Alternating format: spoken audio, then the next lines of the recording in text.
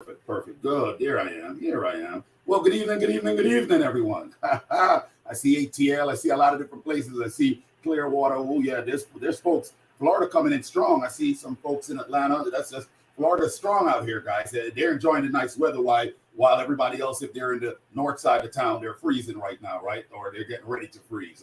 So I'm excited about today's call, and I want to make sure that you guys are ready. If you guys remember the call last week, we were talking about the different types of leadership. Now, let me ask you this. Does anyone remember some of the types of leadership that we were talking about? And if you do, please type it in the chat. And if you do, please type it in the chat. Does anyone remember the types of leadership that we were talking about? I want to see who's out here. I want to see who's actually been paying attention. Does anyone remember the type of leadership that we were talking about? If you guys are here, if you are literally a student of life, then you should have the information, right? Okay, yeah, okay. See one or two individuals in here. Okay. So folks, actually, some people pay attention. See, I'll be honest with you guys. You don't need to be on the Leadership Summit to hear my voice. Let me just be honest. I'm not here for you to come on the summit and hear my voice. I'm here to deliver the message. I'm here to make sure that we have strategic conversations. I'm here to make sure that you guys are learning from what I am being taught. My everyday experience, my consistency in inputting information in my life and those that I connect with, and we we package it so that we can give you guys a phenomenal summit where you all can take the information and run with the information, right? So we talked about a few forms of leadership. One of the first form of leadership we talked about was democratic. We talked about democratic. I see folks are in here. Absolutely. We talked about democratic, right? We said it's commonly effective. That's what we talked about. The second one, we talked about autocratic leadership. Autocratic leadership. And I said it's rarely effective, right? Then we talked about laissez-faire type of leadership. And I said sometimes effective is a type of leadership that most leaders, a lot of leaders love to use. They use this in a lot of companies and a lot of organizations. You'll see some parenting styles. There's a lot of laissez-faire type of parenting styles, right? Because people believe, hey, have them have a say, right? When it comes down to even with parenting, with organization, with companies, right? So you see that type, and that was number 3. Number 4, where I ended, it was strategic leadership. Strategic leadership, and I said it's commonly effective, right? We talked about strategic leadership. So I want to make sure that you guys are taking notes. What did I say about strategic leadership, guys? I said, when I talked about strategic leadership, ladies and gentlemen, I talked about strategic leadership. I said strategic leadership sits at the intersection between a company's main operations and its growth opportunity. Main operation, growth opportunity. It sits at the intersection of that, right? So that person, he or she, accept the burden of executive interest while ensuring the current working conditions remain stable for everyone. So you position yourself to say, well, look, I'm going to take this executive burden to make sure that the working conditions are solid for the people, the employees. Strategic leadership, right? Some of you, and we talk, and we're talking about how do you see yourself? Now, number 5, as we continue today on this Leadership Summit, I want to talk about number 5, but first I want to be grateful. I want to be truly grateful for this day. I want to be grateful that you guys have made it today. I want to be grateful that we woke up this morning. I want to be grateful for the position that we all been placed in. I want to be grateful that we have been given a seat at the right table. I want to be grateful that all doors that we seek, we found them. I want to be grateful that we have given the grace to open the doors. I want to be grateful that as you step on the ground that you walk before, the ground trembles because no royalty follows it, right? I want to be grateful that the soil has been tilted for all of us. I want to be grateful that everything that we seek has happened because we serve the Most High. I want to be grateful that everything that we feel inside of us, whatever that we have conceived and we have a burning desire for it, it is done. It has happened. We have already caught up with the supernatural in the natural. I want to be grateful. If you want to be grateful, somebody type grateful in the chat for me.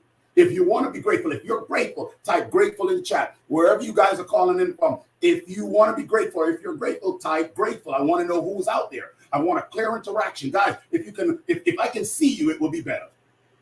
If I can see you, it will be better. The people I can see right now, there's an attachment that I say that's over your life with you and I. The people that I can see. For those who have a blank screen, I can't see you. So whatever the attachment needs to go out, guess what? You might miss.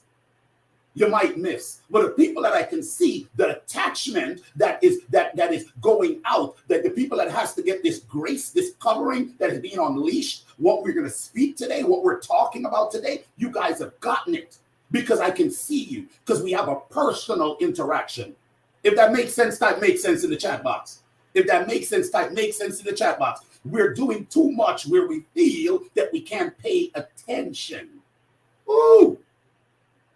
And here we're talking about different style of leadership. See, paying attention is a key thing in leadership. See, if you don't pay attention, then you won't pay attention as a leader. Then you can't become a leader because you don't even know how to lead yourself because you lack the quality of paying attention. You got to pay attention. See, you know, every day is a learning process. As I go into this short talk, it's a learning process. I had a great conversation with my little lady this morning. Great conversation, right? Eye-opening conversation. And it's amazing how you can be someone in a position that you're always learning. You can be dad and you're always learning. You can be child and you're learning. You can be anyone and you're always learning.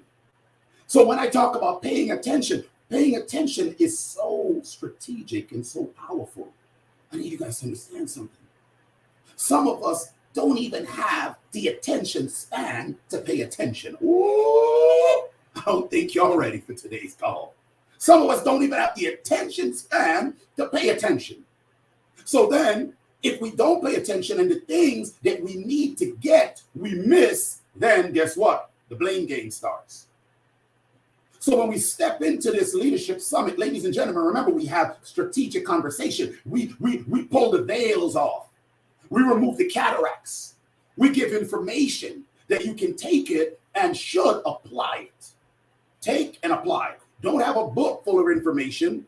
Don't let it come here and come through here because guess what? When you hear something, you can't unhear it, but what are you going to do with the information that you've heard, right? So when we talked about the leadership, and I said strategic leadership was number 4, number 5, which we will start from today, is transformational leadership. Transformational leadership, okay? That is extremely key. Transformational leadership.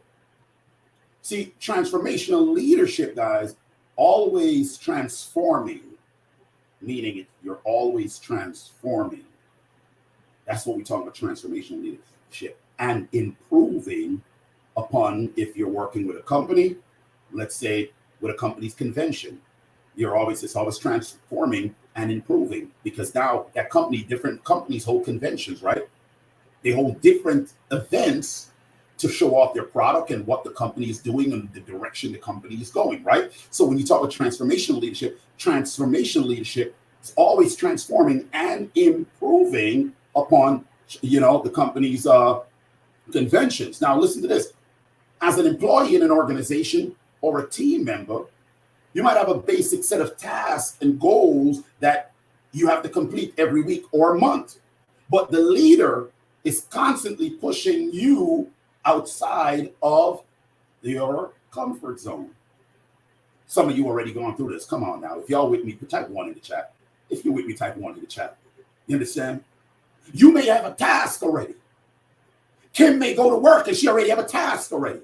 But even though the task is it's at hand, the leader is pushing her out of her comfort zone. Now, I need you to hold on to what I said, pushing her out of her comfort zone. Now, here's 2 things that can happen. One of the things that can happen is that Kim can decide she don't want to pay attention. Remember, I just talked about paying attention. Because she could start sucking her teeth.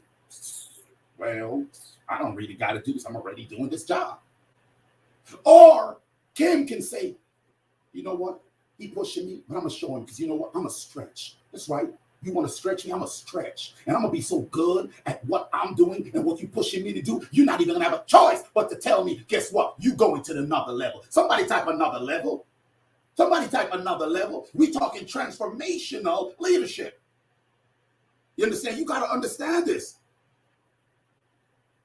See, when you start a job or starting a job with this type of leader, all employees or team members, right, might get a list of goals to reach. Sound like my wife. She always have a list of goals that you should reach. Guys, y'all don't understand. Y'all need to come live in my house for one day. Y'all gonna be so stretched. Y'all better ask Deanne and ask some of them team members in some of my organization. She will give you a list. Oh my God, what is your task today?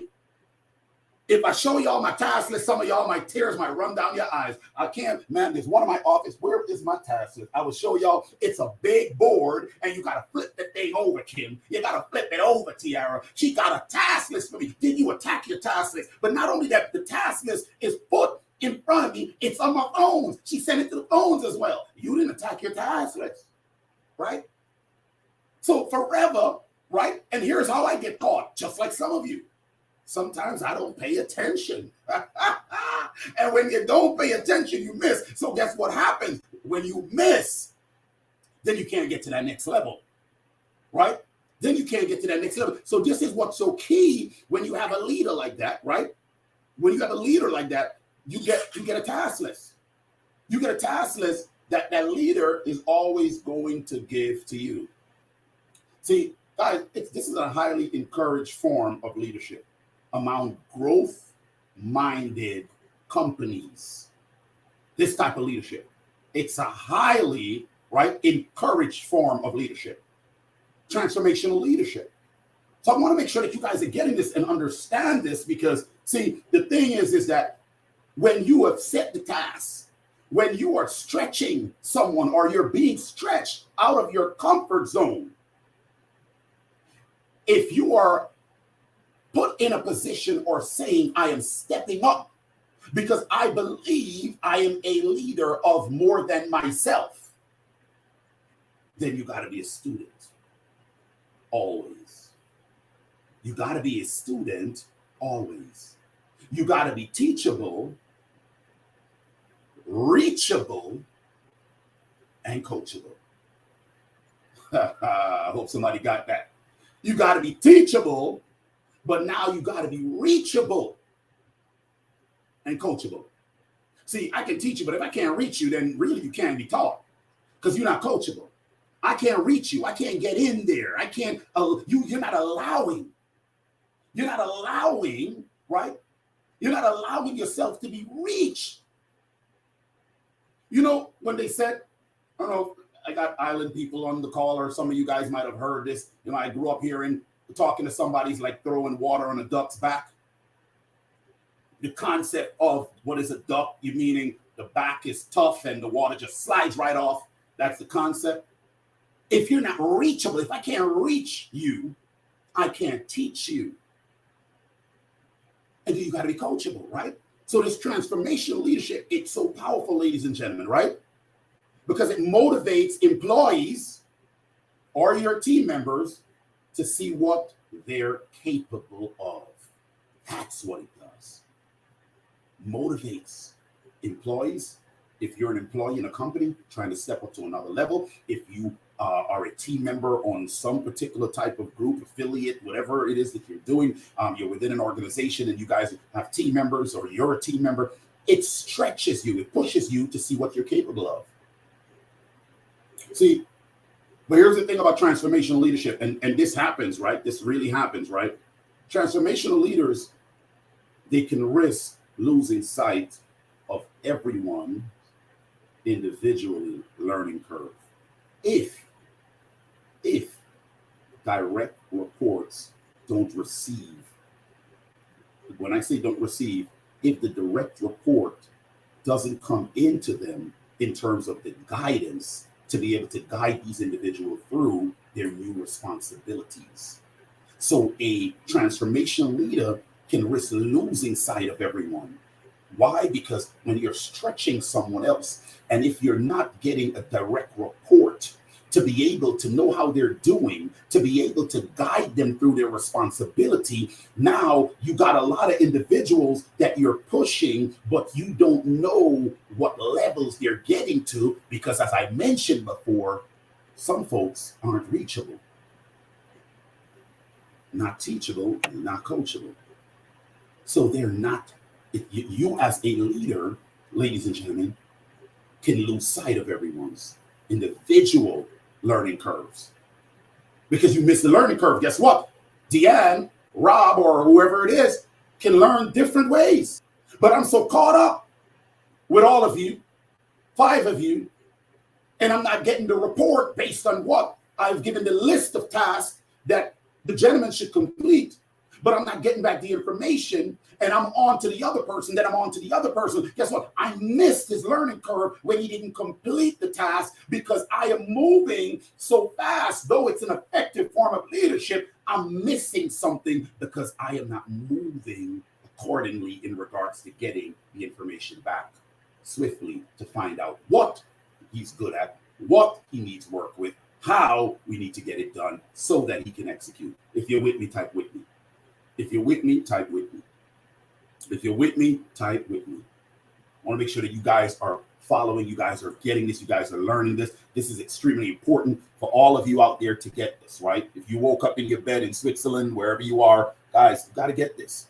You got to document it, because you need to apply this. You need to look at it in your life, and you need to say to yourself, well, this is what I've probably been going through in my job. So now I may know better how to counter it, or how to deal with my boss, or I may know better how to deal with the people that I'm leading. Now, number 6, transactional leadership. Transactional leadership. It's fairly common today.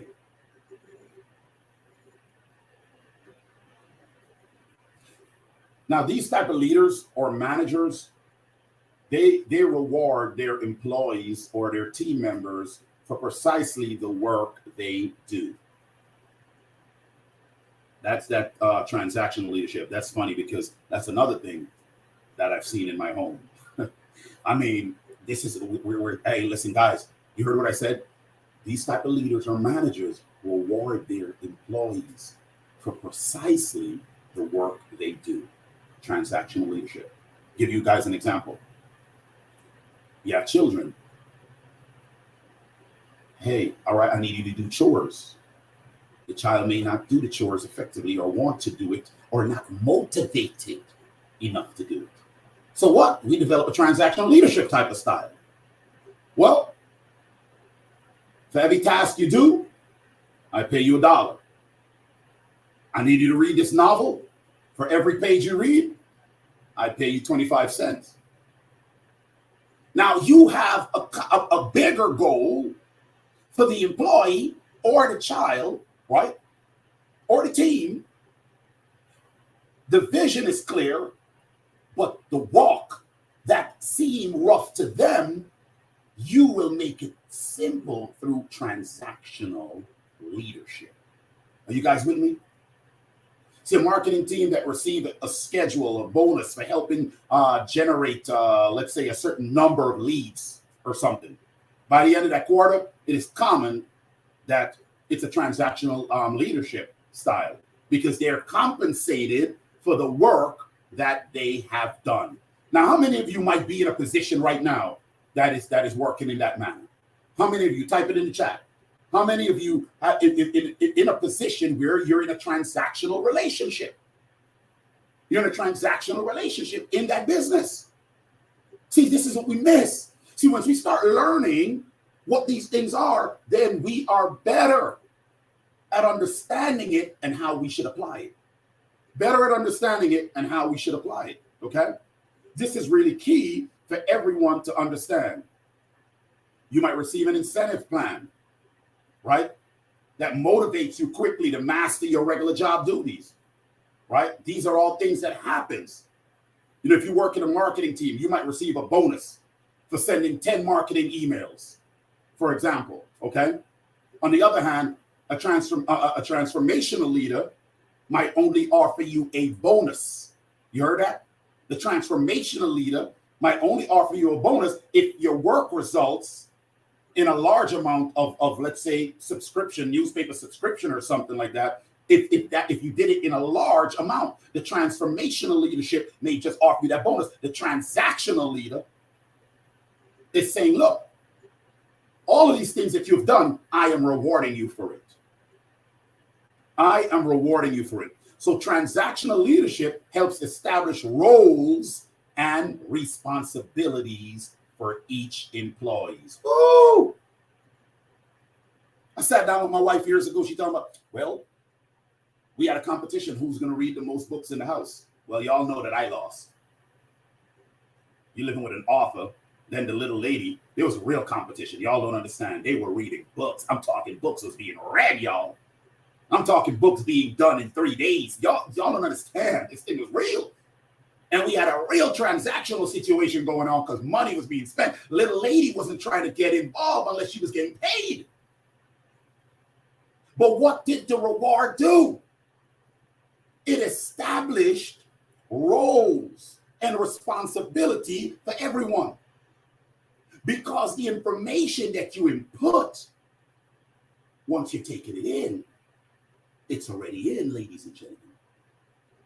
So if you continue to input information, it has branded you, it has shaped you, it has molded you. So whether you like it or yes, not, whether you like it or not, whether you like it or yes, it's going to take you to where you need to be. So some of you might say, well, I run my own game. This is how I am. Well, if you track your life, then you realize, oh my God, I was molded by the way my mom taught me. I was molded by the way my grandmother taught me, the same one that I was always making face after when she tell me to do things. But I was molded by her. That transactional way of raising you, right? Isn't that powerful, guys? Isn't that powerful?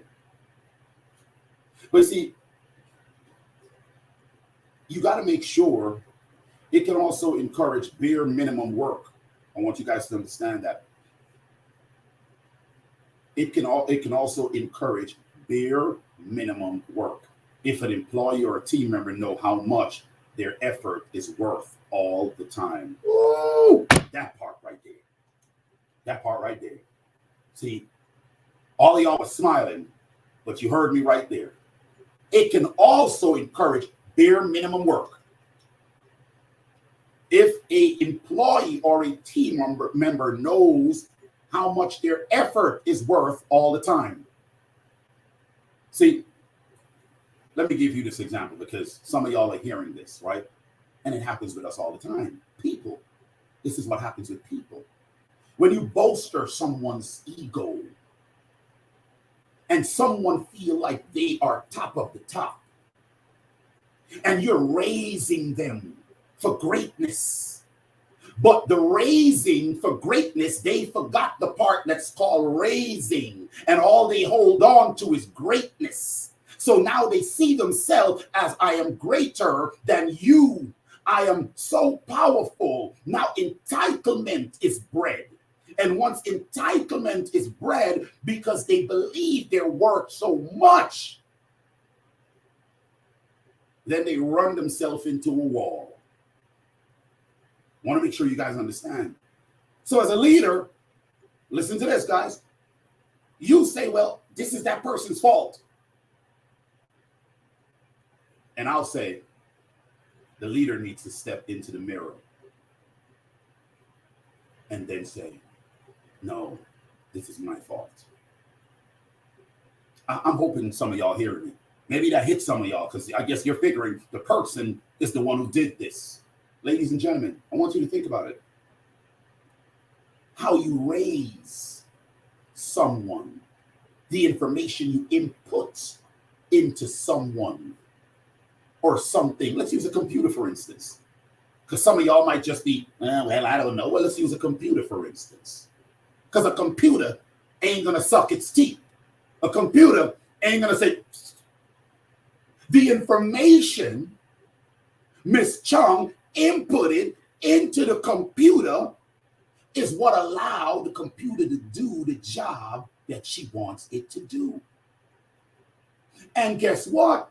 The computer could only have glitches if some other information intersect what you have inputted. That other information is called a virus that intersect the operating system that you've already created that will now allow the computer to do otherwise what you have already programmed it to do. Are y'all with me? If you're with me, put a fire emoji. I don't know if y'all are with me because I'm feeling good right now. I'm trying to make sure you understand. I want to make sure you understand. So now, what is the point that I'm bringing out of this? What is the point I'm bringing out of this? The point I'm bringing out of this is that you now say to yourself, well, look, you know what? Well, it's just that computer. Computer's just susceptible to viruses. No. The owner of the computer has to do their due diligence and their checkpoints consistently to make sure that there's nothing coming in that will bring hindrance to the computer. So what am I saying is the same thing when it comes down to leadership. When you're dealing with leaders and you're inputting your style of leadership, then you got to also understand that something that will make someone great can also entitle them if you're only stuck in one avenue. Transactional leadership, ladies and gentlemen. Now I'm gonna give y'all number 7 because y'all not ready for me to continue with transaction. I'm just gonna move on. Number 7 is coach style leadership. Coach style leadership. Coach style leadership. I want to make sure y'all are with me. Coach style leadership. That's we can say similar to a sport team's coach. You know, this leader focus on what? Identifying and nurturing the individuals, the strength of each team member, right? On his team, that's what happens. That's what these famous coaches, that's what they do, right? Basketball, football, baseball, soccer, whatever it is, right? Coach style leadership, right? This is what they do. They try to, focus on identifying and nurturing these individuals, their strength. That's what they try to do. They also focus on strategies that will enable their teamwork better together. Strategies, teamwork, better together. I want you to hold on to that. Strategies, teamwork, better together. You all heard that? Strategies, teamwork, better together. You really want to write that down because that's really big. It's big if you're a supervisor, it's big if you're a manager, it's big if you're in an organization that you are deciding to lead others. If you're the person at the top of the food chain in your business, in your company, it is key for you to understand what I just said and what I just spoken to you all. Strategies, teamwork, better together. Strategies, teamwork, better together. What is your strategy? That's what you want to ask yourself. What is your strategy? You should write that down. What is my strategy? I'm helping you guys out here when you try to lead or run or do something. What is your strategy? What is my strategy? What strategies do I have? Right? What strategies do I have? Right? Upon my strategies that I have, does it allow teamwork? Upon my strategies that I have, does it allow teamwork? See, what strategies do I have? These strategies that I have, does it allow teamwork? Does it allot for teamwork? And if it does, is the team better together? Is the team operating better at its highest level together? Or do I need to pluck out someone, replace them? Or do I need to sit with someone and work on a few things that will make them understand teamship? Coaching style leadership, right? This is really key. This style, it offers, guys, one of the key things, it offers strong similarities to strategic and democratic leadership, to coaching style leadership. Strong similarities to strategic and democratic leadership. But it puts more emphasis on the growth and success of individual employees. That's what it does. It puts more emphasis on the growth and the success of individual employees. Because the coaching style means that I'm kind of grabbing a hold of you guys. Hey, let me talk to you, Miss Gunther. Let me talk to you. Let me see where you are. Let me understand how Mr. White operates, and let's work together. And my strategies, what is my strategies that I have, that I will, whatever I say to Miss Chung or Mr. White, whatever I say to them, it will fire them up to understand that they should come together, that they should be better together. Does that make sense, ladies and gentlemen? If it makes sense, let me know it makes sense. Let me know it makes sense, right? This is what's so key about understanding how effective this is, right? See, rather than focusing on all employees, that's what I'm saying, or all your team members, you focus on similar skills and goals. Ooh, this is going to make y'all big right now. Because if y'all building a business, ooh, for the people who are building a business, let me tell y'all right now, this is so powerful. Rather than, listen to this, forcing all your team members or your employees in your business, you just open up your new business, ribbon cutting and all these different things, to focus on similar skills and goals. The leader, listen to this, the leader might build a team where each employee has an expertise or a skill set in something different. You know, I was listening to my mentor the other night, Paige and I, John C. Maxwell, and it's so good because he was talking about his circle. He's talking about his inner circle. And it's so key, guys. You don't want everyone all the time that will come in and have all the same skill set. Now, listen to this. If you want to build something that is strong, everyone have to know and understand and be experts in their own lane. See, we all can't come in with the skill of division. Because if we all came in with the skill of division, who's going to execute it? Who will understand where to start? Who's going to understand how to support it? Who's going to understand the roots and strengthening, right? So what it's really telling you that this type of leadership does, it focuses on individual expertise, ladies and gentlemen, right? And skill set. See, because in the long run, right, this leader focuses on creating strong teams that can communicate well and embrace each other's unique skill set in order to get the work done. Communicate well. Hold on to that. If you're building in any position in your life, communication is key. That type of leadership allows the team to communicate well, right? And embrace. So guess what? I know Miss Kimberly is great at speaking to people. And I know Mr. White, he is just the guy that want to cut to the chase and get it done. I got to let them work together so he understand that, look, she is great with speaking to people, and you cannot, I need to let you see that. Don't you feel like, well, no, she should cut to the chase. That's how you are. Guess what you do? We allow her to talk, nurture, and then when she get to the finishing line, you come on in and close them out because you're to cut to the chase. So you embrace her finesse and her way of loving on them, and then she embraces the way you know how to execute the closing. Come on, somebody, if you're with me, let me know. This is how you run an organization. Everyone can be the operational doctor, the surgeon that does the same skill. They got to have nurses. They got to have nurse anesthetists. They got to have anesthesiologists. They got to have aides.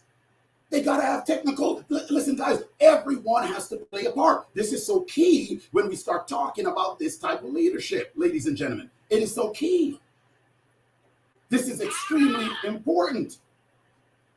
This is extremely important because you all got to understand how this will be effective in your life. See, a manager, guys, with this leadership style might help his team or employees to improve on their strength by giving them new tasks to try. You give them new tasks to try, offering them guidance.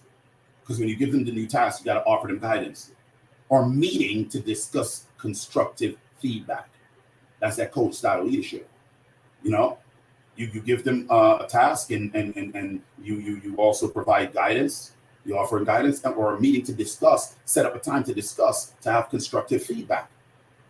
Now, again, remember, I said we got to be reachable, teachable, and coachable. If we're not, then you as the individual who've been given the task, you can't win. You can't elevate because you're not reachable. You're not reachable. So we got to understand, when we decide to step into that position to say, I want to step up, I want to see success, or I'm in the community and I don't understand why they act like this. I don't understand why they're doing this. Why is this government doing that? Why is these people doing that? Well, you have to study the type of leadership so that you will know how to maneuver to be able to create change. See? This type of leadership will also encourage one or more team members to expand on their strength. That is what this type of leadership does. That one or more team member may decide to, look, I'm going to expand on my strength by learning new skills. And how do they learn those new skills? From other teammates. So now Mr. White is a cut to the chase guy. And Miss McKinney is the lady that finesses. Guess what? Because now you are giving them that teaching and that guidance, and you're meeting with them to be constructive. Now she's going to say, you know what, girl, Kim, I am good with finessing them, but you are, when you by yourself, girl, you need to really know how to cut to the chase. So now she's embraced it and she's learning it, and she's like, ooh, wait a minute, Mr. White, I like that. Now Mr. White might be like, ooh, my cut to the chase make people walk away. So I might need to learn how to finesse some people. I might need to tone down my appearance because my face looked too like, girl, I'm ready. Versus just being, how you doing? My name is Mr. White. Yeah, I'm here. Yeah, that's right. So guess what? Ladies and gentlemen, you work together cohesively with this coaching style leadership. Now, number 8, guys, I'm going to jump on number 8 here because I want to hear y'all's feedback, right? Now, can you guys hear me? Can y'all hear me clearly? Are you guys hearing me clearly? I want to make sure you hear me clearly because we got all type of loud and clear. Good. I mean, you know, if I freeze a minute, it's because we making money. I got all type of mining machines around the house. We'll talk about a different time. The conversation for you guys for another level, right? So we got a lot going on over here. So I gotta be grateful. Number 8, guys. Number 8, bureaucratic leadership. Bureaucratic leadership. Bureaucratic leadership. I know this is what we hear a lot. Bureaucratic leadership. All right? Bureaucratic leadership. Goes by the books. Bureaucratic leadership. See, this style of leadership, I want you to listen and consider the input of employees, right? This type of leadership, when we start talking about bureaucratic leadership, unlike autocratic leadership. But the leader in a bureaucratic leadership, the leader tends to reject, right, on employees. So I want you to hear this clearly. The leader tends to reject on an employee, not on an employee's input, if it conflicts with the company's policies or post practice or past practice, I should say, right? The leader tends to reject. So remember, we talked about autocratic leader. Now we're talking about bureaucratic leadership. Right? That's that leadership right now that most of us, I want to make sure you guys can hear me. You guys can hear me. Are we clear? Are we clear? Okay. It's type clear in the chat if you can hear me, right? Right. So this leader tends to reject an employee's input if it conflicts with company's policies or past practices, right? So you might run into a bureaucratic leader at a large or let's say older or traditional company. That's where you run into these bureaucratic leaders. You know, these companies, when a colleague or employees, right, or an employee process a strong strategy that seems new or non-traditional, and you guys, most of you, if you're at a certain level and you've been working in a certain company, you probably experienced this, right? When they process a strong strategy that seems to be non-traditional, bureaucratic leaders may reject it. That's you might say, the good old boys system, right? They reject it. They don't want that. See, Mr. White already know, he's shaking his head saying, that's right, right? they may reject it. Their resistance, guys, might be because the company has already been successful. That's one. So I want you to think about this. So see, we got to look at things from every aspect. A lot of the times we fire the gun without knowing where's the target or who's the target. This is why we got to study to show ourselves approved, right? It's really key. So their resistance when they reject things might be because the company has already been successful. You know, with current processes and trying something new could waste time and resources. I want you to think about this. If it doesn't work. See, and there's a big if it doesn't work aspect when you're talking about a company that's already been successful for so long. That's why you may find those companies having a bureaucratic style of leadership. Ooh, when you're in the military, Lord have mercy. For my military heads. Certain policies, because the success have been shown. So coming into with something non-traditional is a concern. It's a concern. See, employees under this leadership style might not feel as controlled as they would under autocratic leadership. But there is still a lack of freedom, guys, in how much people are able to do in their roles. It's a lack of freedom. This happens a lot, a lack of freedom. Because people complain. I've heard it from different people all over. No matter where I go, in different country here, people talk about, hey, you know, I've just been with a company for the last 25 years and this happened and da-da-da-da, and you hear it. And when I'm listening to the story, when I am listening, I need you guys to understand something. When I am listening, I'm not listening just to listen. I'm listening to understand. I'm listening to be reachable. I'm going deep in depth with my listening. I'm listening to what they're not saying. See, some of us, we get caught up. We only want to listen at the top. But the waves are so deep, ladies and gentlemen. You cannot be a solution if you don't listen, interpret, and understand. So listening has components. And we have to understand how to compartmentalize as we listen so that we can become more effective at solving the problem. This is why they said the most wealthiest people in the world are problem solvers. Bill Gates, Steve Jobs, they all saw a need for people to start doing this with their fingers on these little things and walk around. They solved the problem. They saw that people needed to do this. They solved the problem. But you got to listen, interpret, and understand. Listen, interpret, and understand. This is extremely key for you to understand how important that is. See, this can quickly shut down innovation in people, this type of leadership. And it's definitely not encouraged for companies who are choosing ambitious goals and quick growth. You heard that? This is not the type of leadership that is encouraged for companies that are choosing ambitious goals and quick growth. They cannot survive in a full bureaucratic leadership style. Are you guys hearing me? Can y'all hear me? Can you guys hear me? You're freezing up. I'm freezing up? It's buffering a lot, Chairman. It's buffering. Can y'all hear me? Yes. No, man. Let me see. Are you guys hearing me clearly? Can everyone hear me clearly? Funny thing is, every time you say, can you hear me, we all hear you.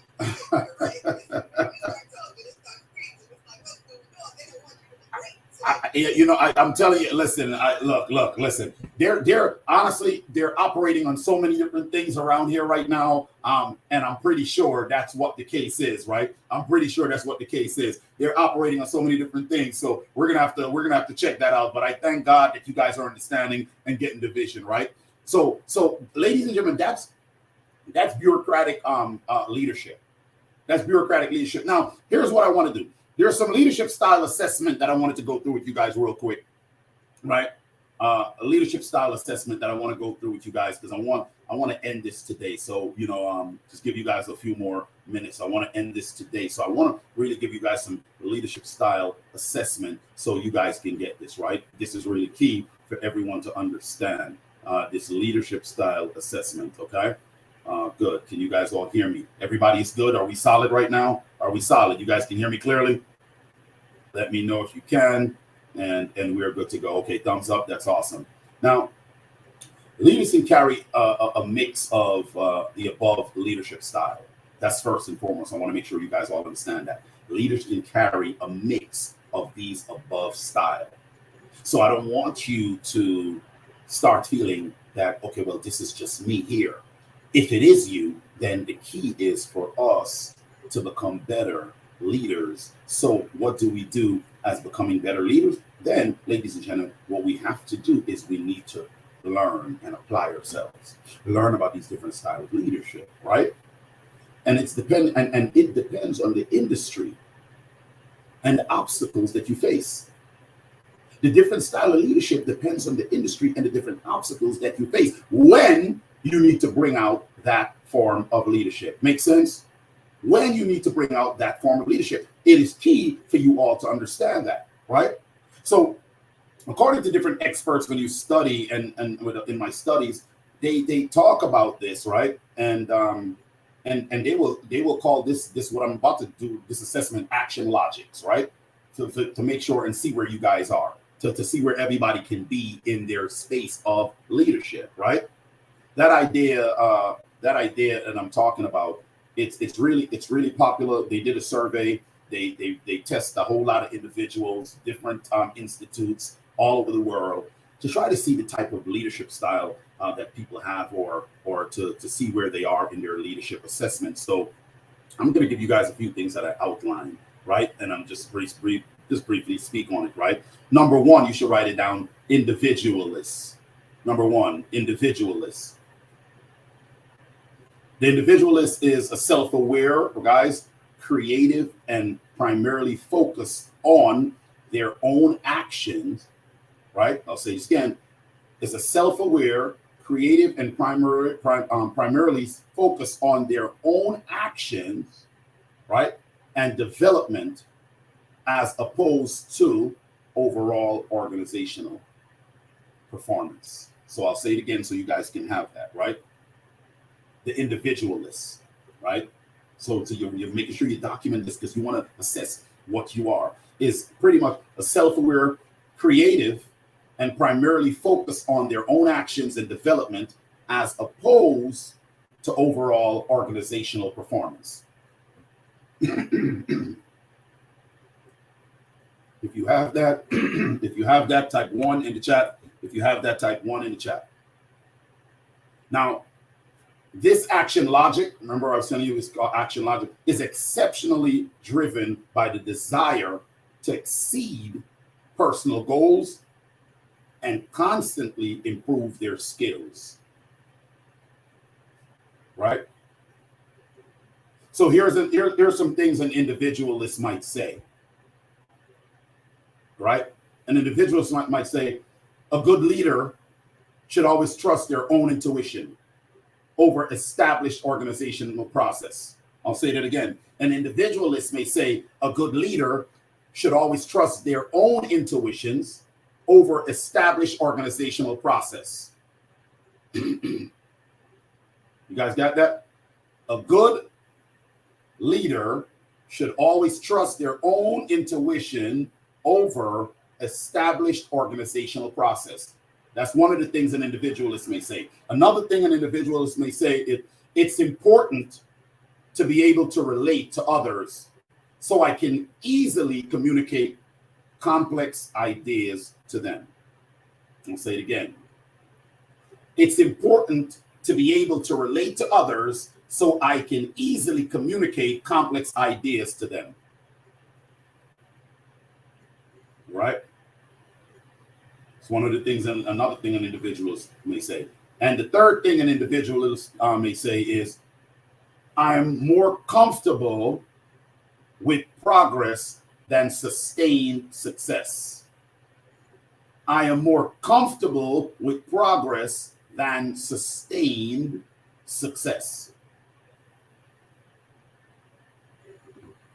I am more comfortable with progress than sustained success.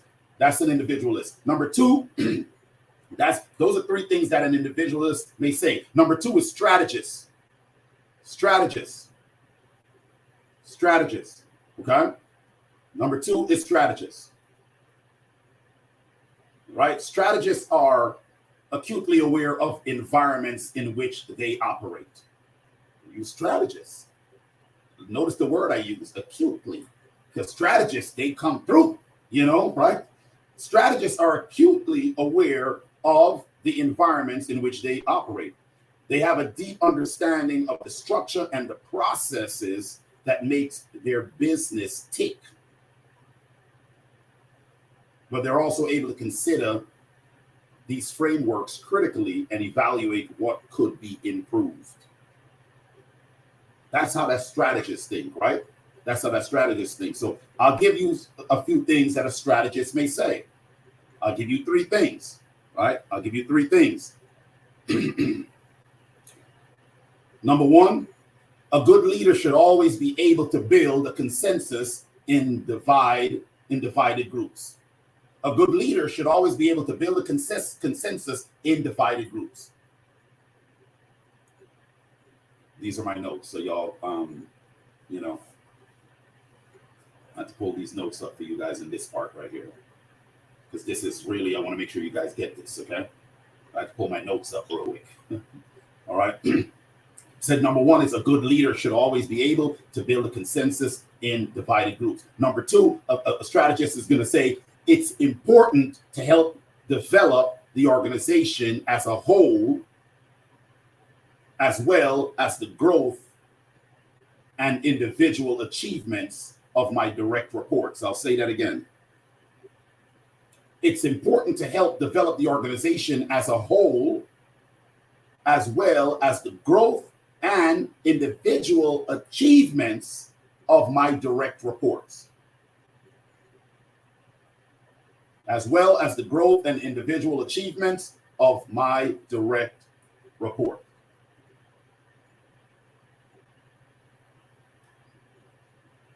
Number three, conflict is inevitable, but I'm knowledgeable enough about my team's personal and professional relationships to handle the friction. It's another thing a strategist may say. Now, this is key, because if y'all missing this, I'm sorry. I'm sorry if you guys are missing this. Number three is conflict is inevitable, but I am knowledgeable enough about my team's personal and professional relationships to handle the friction. One more time, conflict is inevitable, but I'm knowledgeable enough about my team's personal and professional relationships to handle the friction. I'm going to give you guys only two more because I don't think y'all can handle all of it. So number three is alchemist. Number three is alchemist. Right? Number three is alchemist. Remember, I said number one was individualist. Number two was strategist. Number three is alchemist. Right? This charismatic action logic that I'm talking about as the most highly evolved and effective at managing organizational change. You know, what distinguishes alchemists from other action logic is their unique ability, guys, to see the big picture in everything, but also fully understand the need to take details seriously. See, so under an alchemist leader, no department or employee is overlooked. No department or employee is overlooked. So here are some things that an alchemist may say, right? Let me go to these notes. Using my finger here. Well, okay. All right. Typing this thing up. All right. Number one, a good leader helps their employees reach their highest potential. and possesses the necessary empathy and moral awareness to get there. I'll say it again. A good leader helps their employees reach their highest potential and possesses the necessary empathy and moral awareness to get there.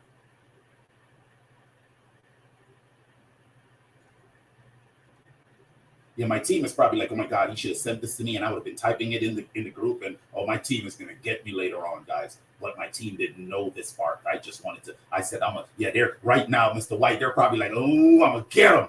Yeah, I'm gonna. Oh my gosh, right? Okay.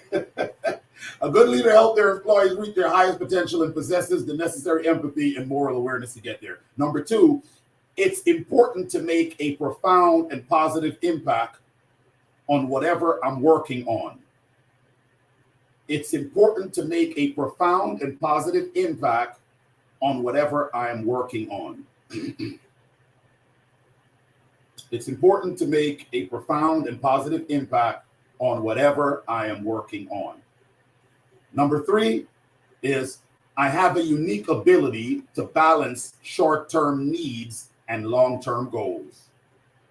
Number three is I have a unique ability to balance short-term needs and long-term goals. Hey guys, matter of fact, I was actually going to send this to my team earlier at the end, but it's just too late. So I said, hey, oh my gosh. I'm going to give you guys one more because honestly, there's about three more. And I want to really make sure that you guys, so where are you guys right now? I want to know from the three that you guys have gotten, and there's three more that I wanted to give you guys, right, of these action logics, because I really want to make sure you all take this and run with it. But I realize that right now where we are, I think you guys should have some real good content, right, on what you should be able to utilize. The remaining four of leadership styles and these action logics.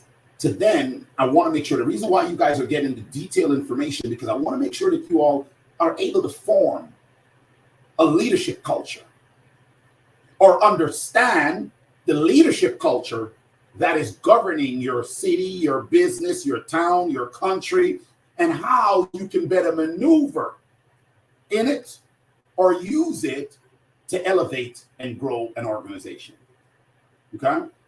So, with me pausing for a second right there, and what you all have as an open dialogue in the chat, ladies and gentlemen, in the chat, where do you see yourself? Now, I know this time that you are going to need to mold this, but some of you have already been in a space of dealing with people. So if you have to just say something quick, and even if it takes time for you to mold all of this, where do you see yourself as you're getting this information, you're hearing the information? Where do you see yourself right now? Where do you see yourself? In what position, leadership, right, do you see yourself and how you can better yourself? Guys, type it in the chat. I want to know who are with me. Who's with me out here? Let me look at this chat. Where is the chat? I want to look at the chat. I know my team is always looking at the chat, so I want to look at the chat. Let me look at the chat. I see one person. I see one person. All right. I want to know. Yeah. Listen, guys, you're with me, but where are you? What type of leadership style you think that you're possessing? Okay. I want to know what type of leadership style you think you're possessing, because you got information and homework to do in where you can better yourself, right? In where you can better yourself. Now, here's the thing. I want you guys to understand. It's about the information you've gotten. I want to make sure that you guys are looking at all the information that you've got, and this is what you will work with, right? See, I see some of you got a lot of answers, a lot of different things that you're saying. And what that tells me about some of you is that don't feel feel as because you've said 5 or 6 or 7 different things that you're in a bad space. Actually, the person who is speaking and saying a lot of things is an individual that will end up being in a great space because they're being reachable. The person who's asking or saying a lot of things, they're going to be in a great space because they're being reachable, right? So I want to know where you guys are. I want to know where you guys are. Now, here's the thing. I'll give you guys the last 3 names, but we're probably not going to go through the body of it. And the body of it is really what I need for you guys to understand, right? I said alchemist. The next one, number four, right, was opportunist. Opportunist, right, is the next one. Opportunist. Now, let me drop into opportunist. I need to drop into opportunist just for a little bit. An opportunist, opportunists, right? So listen to this. An opportunists are guided by a certain level of mistrust of others. I want you guys to understand that. Relying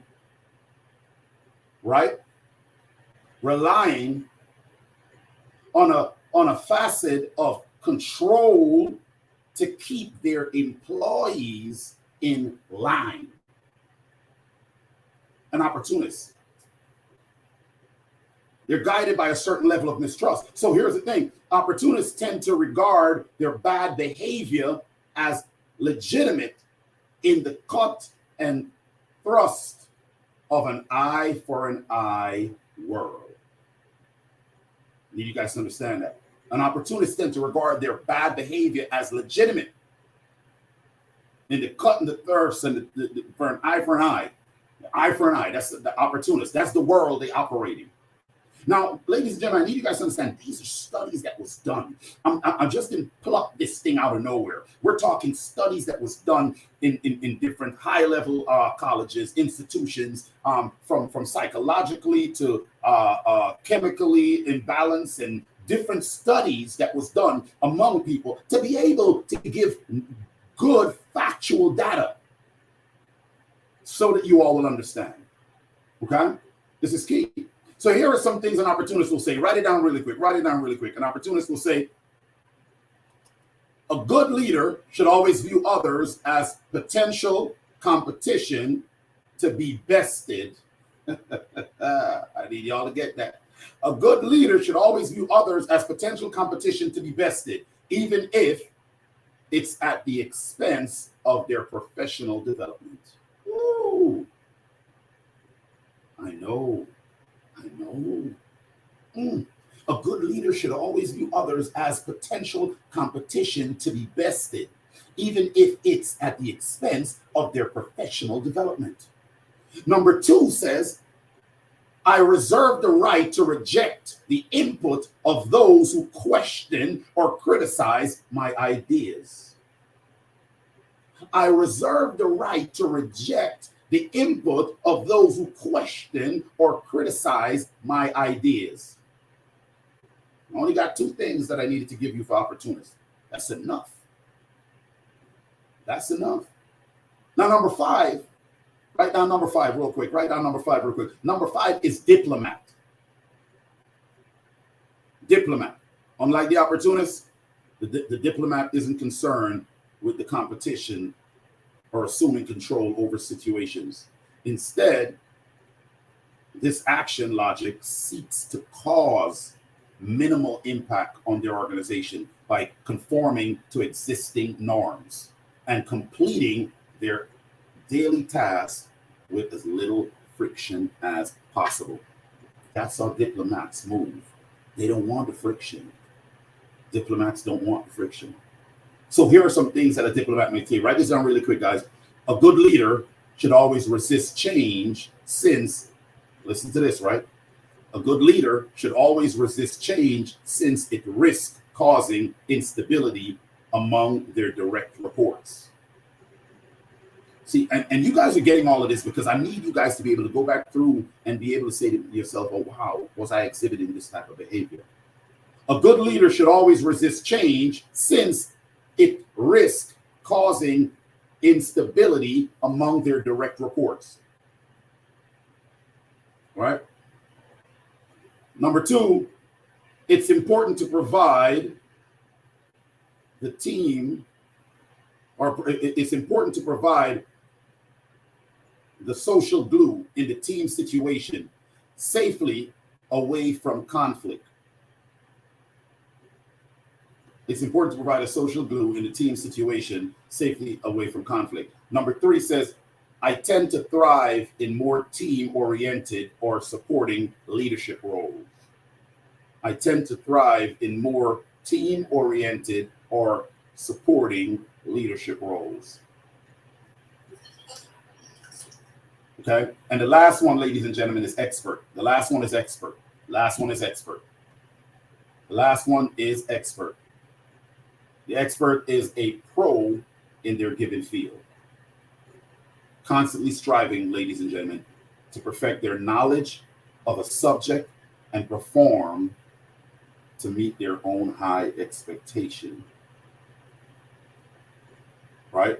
I need you guys to understand that's what the expert is about, right? So this action logic, guys, sometimes it works for many different leaders. So it's different leadership styles as we're talking about. So what are two things that an expert will say?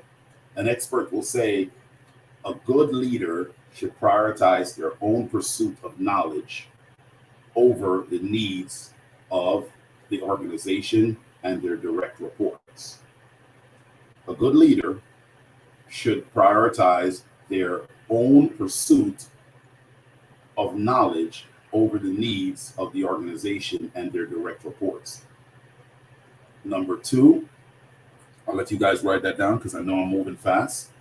I'll say it again. A good leader should prioritize their own pursuit of knowledge over the needs of the organization and their direct reports. Number two is when problem solving with others in the company, my opinion tends to be the correct one. When problem solving with others in the company, my opinion tends to be the correct one. When problem solving with others in the company, my opinion tends to be the correct one. Oh, my team is probably happy. Like, oh my gosh, he's done. Okay. Oh my gosh. I'll take a sip of my Gatorade right now. Guys, I truly enjoy serving.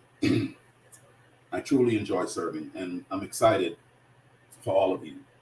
Now, this information that you guys got this evening, this is truly powerful. This is truly powerful. And I want to make sure that you all understand what you just gained access to. I want to make sure you guys understand what you just gained access to. Because I can't see all of you, but for the ones that I'm seeing, let me be truly transparent with you all.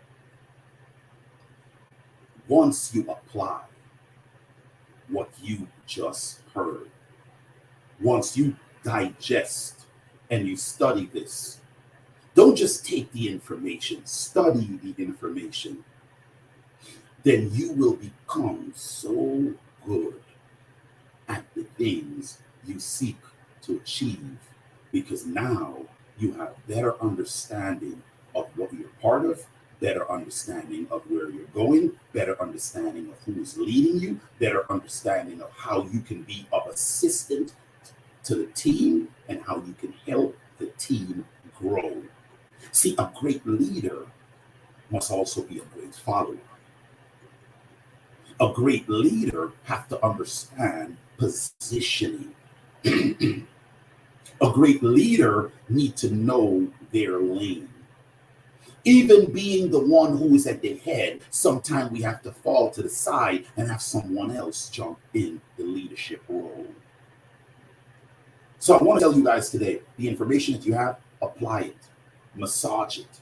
Let it be something that is sewn into your veins, your blood vessels, your organs, your water. Let it flow. Because once you become that, you will see that, wow, I've been exhibiting this type of style, and all the time I think I am so good. But ooh, I got some fixing to do. Ooh, I got some weeds that was growing that I need to pluck out. Weed be gone. I need weed be gone. I need to get some weed out of here because my roots isn't firm enough. My roots isn't grounded enough. My roots isn't planted enough because I thought I was strong. I thought I was a strong tree. See, what you got today is going to make sure you guys understand what the firmament is to become an oak tree. To understand that you can get this information, apply it, and use it in your life. This is what today's summit was about. I didn't want to go on with this. I wanted to give it to you guys and make sure it's massaged in. Because see, I'm always studying, ladies and gentlemen, and I'm telling you, I jump off of the summit right into a leadership call with all leaders. And at that point, I will voice my opinion, but I will submit myself to listen to the other leaders. Because we're always in a transformational, transactional, expert, alchemist, all types of leadership. So what should you do? I can give you the answer, but I'll let you guys go out and do your own studies. Go ahead and digest what you just got. Massage what you just got. And I'll have my team put it on the calendar. Guys, I'm going to hold y'all to this. I'll have my team put it on the calendar. Before the Christmas holiday, I need to hear everyone who's been on this call, wherever you guys are, I need y'all to come back. At least make sure you're here on maybe the Monday before the Christmas holiday, right? You guys check your calendar. You'll know what date that is. The Monday before the Christmas holiday, you guys need to be able to really tell me what type of leader you are. What have you developed between now and then? What have you put together that would make you a phenom? That's right, December 20th. What would make you a phenom in the year that will be in front of you? What would make you great in the year in front of you? What leadership styles have you adapted that you will take into the new year? New year, new gear, right? What leadership style? So you got until now to the 20th to apply, practice, do everything. Spin around, do Michael Jackson, whatever you want to do. But I'm telling you, on the 20th, I want to hear from all of you. So I know my team members are taking screenshots of everybody on the call. Some of y'all might say, I ain't coming back. It's okay. We're going to send you a letter, no matter what country you're in. We're going to send you a letter and say, hey, listen, guys, this is your homework. Where's my answer? You're going to say, well, how Boston know where I live? Oh, you didn't know what Beijing Boston do? Oh, you don't know we pop up to people's house, even if you're in Germany? We show up and we have fun. We celebrate you. This is what we do. We love to celebrate. We love the team. It's all about showing love and appreciating and allowing people to grow. So I want to grow with you. So whoever has really acquired something phenomenal, guys, I will expose you guys to our Design Your Life retreat that is coming up in January of the following year. Our Design Your Life retreat, you will be exposed to it because it's only exposed to a certain set of people, but by the 20th, I need to hear. So here's what you need to do. You need to say, well, ooh, man, what's going to be going down in this Design Your Life event? Oh, it's going to be good. It's going to be coaching. It's going to be dinners. It's going to be informational. It's going to be education. It's going to be fun. Ooh, we're going to have fun. The Gold Group is putting on something phenomenal in January, and it's a mansion shutdown that's going to be powerful that you guys will be exposed to. So on the 20th, I need to hear you. I need to hear you guys. I need to hear. So wherever you guys are calling in from, whatever country you're in, hey, you will be exposed. You can fly into the United States. You can be a part of it. So it's only going to be hosting about 20 to 25 special guests. That's it. 20 to 25 special guests. I don't know. So maybe somebody might not meet the list. So that's all I'm going to say. I'm done. I'm done with you guys. Guys, y'all be blessed. Let this day be a day of greatness. Let your week be a week of greatness. Let everything that you guys see come to fruition. I grace what I said in the beginning, that let your doors open. Let the keys fall from above that will open up the door of wealth for you. Let favor reign in all your territory. Whatever has been dimmed for you, let the lights be turned on. Whatever that's been a torrential downpour, let the rainbows come out. Let there be a cease of rain, and let there be a sun that will bring power to your life, energy to your life, that everything that you speak of, whatever you think up of positivity, will come to fruition. I say these things and I cover it in the name of my Most High God, as I bless you guys, and you guys enjoy the rest of your week. So much love for you guys. Thank you guys again for joining. It's your boy, Mr. Boston.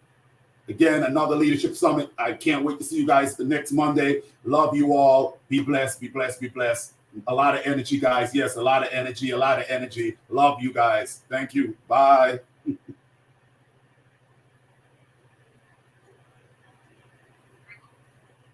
Awesome, awesome, awesome, awesome.